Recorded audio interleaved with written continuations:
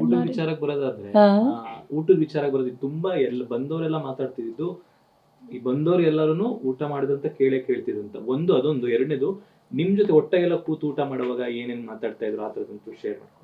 ಮತ್ತೆ ಬಂದವರಿಗೆ ಮಡು ತುಂಬಿ ಕಳಿಸ್ತಿದ್ರು.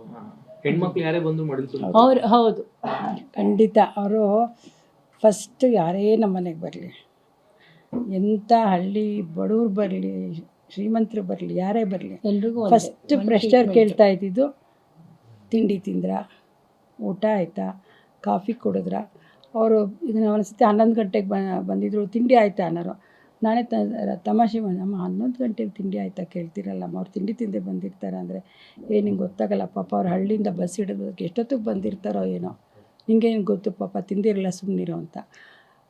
ತಿಂದಿಲ್ಲ ಅಂತೇಳಿದ್ರೆ ನೀವು ಕೂಗೋರು ತಿಂಡಿ ತೊಗೊಂಬ ಅಂತ. ನಾನು ಈ ಮನೆಗೆ ಬಂದಾಗಿನಿಂದ 15 ವರ್ಷದಿಂದ ಹೇಳ್ತಾಯಿದ್ದೀನಿ ನೋಡಿ. ನಮ್ಮ ಅಡುಗೆ ಅಂತ 5 ನಿಮಿಷ ಲೇಟಾಗಿ ಹೋದರೆ ಅವರೇ ಸೀರೆ ಹಂಗೆ ಇಟ್ಕೊಂಬಿಟ್ಟು ದಡ ದಡ ದಡ ದಡ ಅಡುಗೆ ಮನೆಯೊಳಗೆ ಹೋಗ್ಬಿಡೋರು.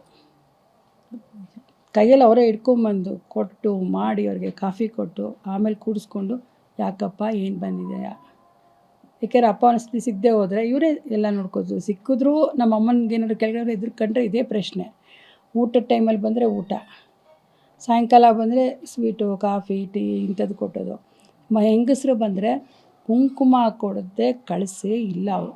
ನಾನು ನೋಡ್ದಂಗೆ ಎಷ್ಟೇ ಅರ್ಜೆಂಟ್ ಇದ್ರೂ ಇವ್ರ ದೇವಸ್ಥಾನಕ್ಕೋ ಎಲ್ಲ ಹೊರಗಡೆ ಹೋಗ್ತಿದ್ದಾಗೆ ಬಂದರೆ ಬನ್ನಿ ಒಳಗಡೆ ಅಂದ್ಬಿಟ್ಟು ಇದನ್ನು ಕೇಳ್ಕೊಂಬಿಟ್ಟು ಕೂಗು ಹೇಳೋರು, ಅವ್ರಿಗೊಂಚೂರು ಕಾಫಿ ಕೊಟ್ಟು ಕುಂಕುಮ ಕೊಟ್ಬಿಟ್ಟು ಕಳಿಸು ಅಂತ.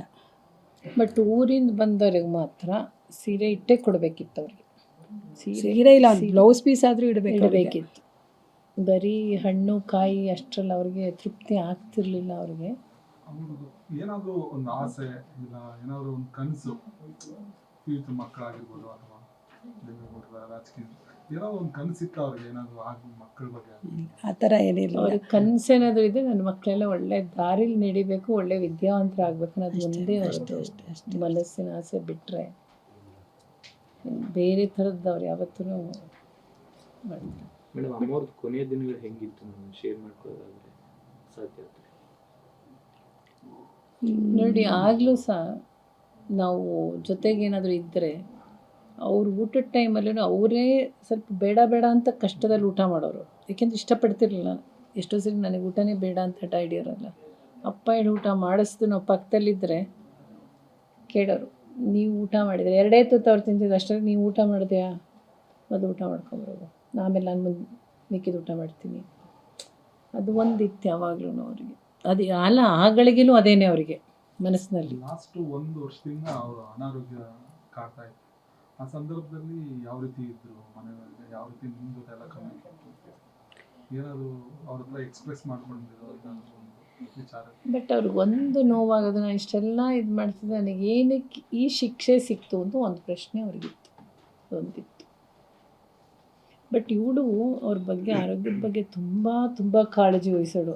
ಕರೋನಾ ಬಂದ ಟೈಮಲ್ಲಿ ಅವಳು ಎಷ್ಟೆಷ್ಟೋ ಅವಾಯ್ಡ್ ಮಾಡೋಕ್ಕೆ ಟ್ರೈ ಮಾಡೋಳು. ಒಂದು ಮನೆಗೆ ಇನ್ವಿಟೇಷನ್ ಕೊಡೋಕ್ಕೆ ಬಂದರು, ಯಾಕೆಂದರೆ ಎಲ್ಲ ಕಡೆಯಿಂದ ಹೋಗಿ ಬಂದಿರ್ತಾರಲ್ಲ, ಅದು ಒಂದೇ ಸಮ ಇರಲ್ಲ, ಅದು ನಮಗೆ ಗೊತ್ತಿರಲ್ಲ.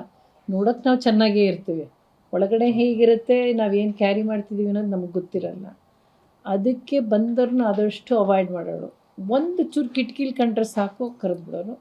ಆಮೇಲೆ ತಕ್ಷಣವೂ ಕಳಿಸಿಲ್ಲ. ಇವಳು ಹಂಗೂ ಹೇಳೋಳು, ಅಮ್ಮ ಮಾಸ್ಕ್ ಹಾಕ್ಕೊಂಡು ಕೂತ್ಕೊಂಡು ಮಾತಾಡಿ, ಎಷ್ಟೊತ್ತಾದರೂ ಮಾತಾಡಿ, ಮಾಸ್ಕ್ ತೆಗಿಬೇಡಿ ನಾವು. ಆಮೇಲೆ ಕರೆದ ಮೇಲೆ ಇವರು ಇಲ್ಲಿದಲ್ಲ ಹಾಸನ ತನಕದ ಮದುವೆಗೂ ಹೋಗೋರು. ಇವಳು ಹಂಗೂ ಅನ್ನೋಳು, ಅಮ್ಮ ನೀವು ಚಿಕ್ಕ ವಯಸ್ಸಲ್ಲಮ್ಮ, ಇನ್ನು ನೋಡಿ ನೀವು ಆರೋಗ್ಯ ಒಂದು ವಯಸ್ಸು ಎರಡೂ ರೆಸ್ಪೆಕ್ಟ್ ಮಾಡಿ ತುಂಬಾ ರಿಕ್ವೆಸ್ಟ್ ಮಾಡ್ಕೊಳ್ಳೋರು. ಕೇಳ್ತಿಲ್ಲ. ಅವ್ರಿಗೆ 1 ಅಲ್ಲ 2 ಅಲ್ಲ 3 ಸರಿ ಅವರಿಗೆ ಕರೋನಾದಾಗಿತ್ತು. That's the major issue.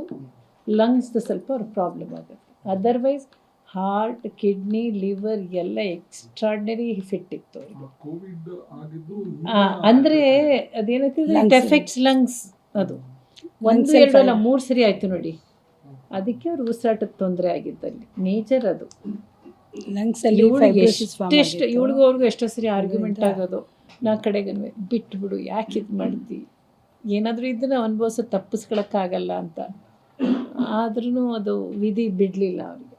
ಅದು ಫಸ್ಟ್ ಬೇಸಿಕ್ಕಾಗಿ ಅವ್ರಿಗೆ ಲಂಗ್ದು ಪ್ರಾಬ್ಲಮ್ ಆಗಿದ್ದು ಬಿಕಾಸ್ ಆಫ್ ದಿಸ್.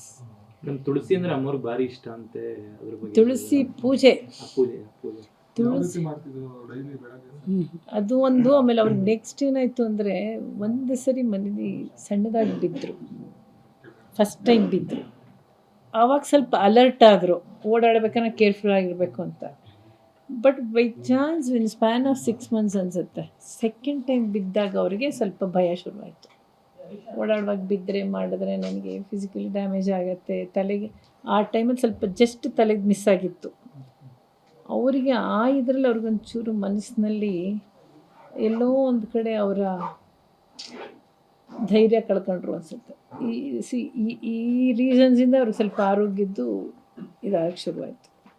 ಮಂತ್ರಗಳೆಲ್ಲ ಹೇಳ್ತಿದ್ರು ಅನ್ನೋಲ್ಲ, ಅದೆಲ್ಲ ಎಲ್ಲಿ ಕಲ್ತಿದ್ರು? ಅಮ್ಮ ಏನು ಎಜುಕೇಶನ್ ಮಾಡಿದ್ರು? ಅಮ್ಮ LS ಓದಿದ್ರು ಆ ಕಾಲದಲ್ಲಿ. LS was equal to PUC ಅಂತ ಹೇಳ್ತಾರೆ, ನನಗೆ ಅದು ಎಕ್ಸಾಕ್ಟಾಗಿ ಗೊತ್ತಿಲ್ಲ.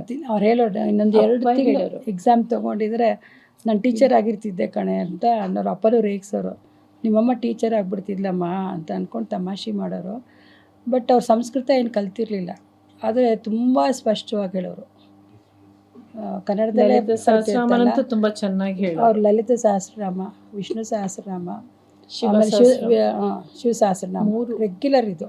ಆಮೇಲೆ ರಾಘವೇಂದ್ರ ಸ್ವಾಮಿಗಳದ್ದು ಆಯಾ ದಿವಸ ಅಂತೂ ಒಂದಲ್ಲ ಒಂದು ಸಹಸ್ರನಾಮಗಳು. ಅಷ್ಟೋತ್ರಗಳು ಒಂದು 5-6 ದೇವ್ರುಗಳದ್ದು ನಡೆಯೋದು ಪ್ರತಿದಿನ. ಶುಕ್ರವಾರ ಯಾವ ಜಾಸ್ತಿ ದೇವರಿಗೆ ಹೇಳೋರು. ಯಾವ ಹೂ ಮುಡಿಸ್ಬೇಕೋ ಆ ಹೂ ಮುಡಿಸ್ಬೇಕು, ಅರಿಶಿನ ಕುಂಕುಮ ಇಡೋದು, ಹೂವು ಮುಡಿಸೋದು, ಅಕ್ಷತೆ. ಅವ್ರಿಗೆ ಎಷ್ಟು ಕುಂಕುಮ ಹೂವು ದೇವ್ರ ಮೇಲೆ ಹಾಕಿದ್ರು ಸಮಾಧಾನ ಆಗ್ತಿರ್ಲಿಲ್ಲ. ಇವಳು ಹಂಗೋ ನೋಡು ಅಮ್ಮ, ಇಡೀ ದೇವ್ರ ಮನೆ ಅಕ್ಷತೆ ಅಲ್ಲಮ್ಮ ಅಂತಲೂ ರೇಗ್ಸೋಳು ಇವಳು. 108 ಈಗ ಅಷ್ಟೋತ್ರ 108 ಬರುತ್ತಲ್ಲ ದೇವ್ರದ್ದು, ಆ ಥರ ಲೆಕ್ಕ ಹಾಕ್ಕೊಳ್ಳಿ. 8, 5, 6 ದೇವ್ರದ್ದು ಪರ್ ಡೇ ಮಾಡೋರು. ಅಷ್ಟೂ ಸತಿ ತೆಗೆದು ಕೈ ಹಿಂಗಿಂಗಂದು ಒಂದೊಂದು ನಾಮ ಹೇಳೋದು, ದೇವ್ರಿಗೂ ಹಾಕೋದು. ಅಷ್ಟು ಸತಿ ದೇವ್ರಿಗೆ ಹಾಕಿ ಪೂಜೆ ಮಾಡ್ತಾಯಿದ್ರು. ಈಗ 6 ಜನ ಮಕ್ಕಳಲ್ಲಿ ಯಾರೋ ಒಬ್ಬರನ್ನ ಡಾಕ್ಟರ್ ಮಾಡಬೇಕು ಅಂತ ಒಂದು ಕನಸಿತ್ತು ಅಂತ. ಖಂಡಿತ ಹೌದು. ಅವ್ರಿಗೆ ಕನಸಿತ್ತು, ಒಬ್ಬ ಮಗ ಡಾಕ್ಟ್ರು, ಒಬ್ಬ ಮಗ ಇಂಜಿನಿಯರು, ಒಬ್ಬ ಮಗ ಬಾಲಣ್ಣನೇ ಆಫೀಸರ್. ಡಾಕ್ಟರ್ ಇಲ್ಲ ಅಂತಿತ್ತು ಫಸ್ಟ್ ಇತ್ತು, ಡಾಕ್ಟ್ರು ಮಾಡಬೇಕು ಅಂತ ತುಂಬ ಆಸೆ ಇತ್ತು. ಹಂಗಾಗಿ ಇಬ್ಬರು ಅಳಿದ್ರೆ ಡಾಕ್ಟ್ರ್ ತಗೊಂಡ್ಬಂದು ಮಕ್ಕಳ ಇಲ್ಲ ಕೊನೆ ಅಣ್ಣ ಓದಿದ್ದು. ಬಟ್ ಅವ್ನಿಗೆ ಅದು ಇಷ್ಟ ಇಲ್ಲ, ಓದಿಸಿದ್ರು. ಅವನು ಓದ್ದ ಅಮ್ಮನ ಬಲವಂತಕ್ಕೆ ಅವನು ಡಾಕ್ಟ್ರ್ ಓದಿದ್ದು ಕೊನೆ ಅಣ್ಣ. ಬಟ್ ಪ್ರೊಫೆಷನ್ ಪ್ರಾಕ್ಟೀಸ್ ಮಾಡಲಿಲ್ಲ ಅವನು. ಟೀಚರ್ ಆಗಬೇಕಾಗಿರೋರು ನಿಮ್ಮ ಮನೆ ನಮಗೆಲ್ಲರಿಗೂ ಟೀಚರ್ ಆಗ್ಬಿಟ್ರು. ದೇವೇಗೌಡರ ಕುಟುಂಬಕ್ಕೆ ಟೀಚರ್ ಆಗಿ ಜೀವನ she became VC of our house. ನಮ್ಮ ಮನೆಗೊಂದೇ ಅಲ್ಲ, ಸಮಾಜಕ್ಕೂ ಆಗೋದ್ರು ಬಿಡಿ. ಸಂಸ್ಕಾರ ಕಲಿಸೋ ಅಂತ VC ಆದ್ರಷ್ಟೆ.